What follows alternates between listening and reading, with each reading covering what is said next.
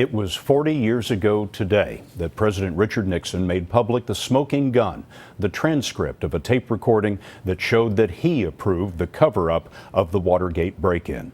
4 days later, Nixon resigned. Today, his presidential library put out Nixon's candid reflections on the scandal, recorded a decade later.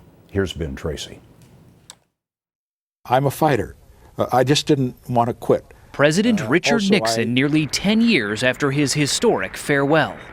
I can remember that hazy, hot, humid August 9th, 40 years ago. Frank Gannon was one of Nixon's aides. In 1983, he spent 36 hours interviewing the then 70-year-old former president. What surprised you most about his responses? I was surprised at how raw, even, he was in expressing feelings and emotions and exposing private things about the family, which he had never talked about before. Nixon had already decided to resign before the release of the White House tapes, the smoking gun that showed Nixon knew about the Watergate cover-up. This was the final blow, the final nail in the coffin, although you don't need another nail if you're already in the coffin, which we were. He told his daughters and a reluctant First Lady Pat Nixon that it was over. But she came down very emphatically against resigning. She was a fighter to the last. Nixon later found a note on his pillow from his daughter Julie. Daddy, I love you.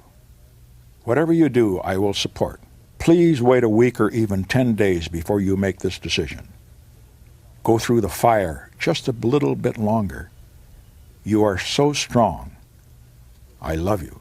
On August 9th, Richard Nixon signed a one-line letter of resignation and said goodbye. As the helicopter began to rise, I heard Mrs. Nixon, who was sitting in the seat next to us, speaking to no one in particular, but to everyone. And she said, "It's so sad. It's so sad." The president says he closed his eyes as the White House faded from view.